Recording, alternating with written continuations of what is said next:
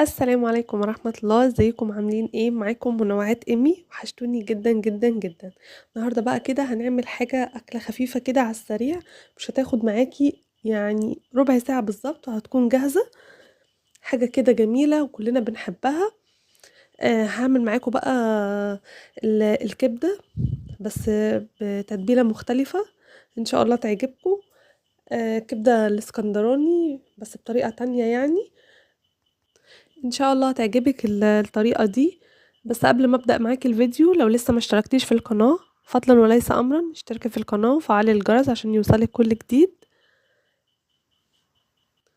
يلا نسمي الله ونشوف بقى المكونات اللي معانا ايه.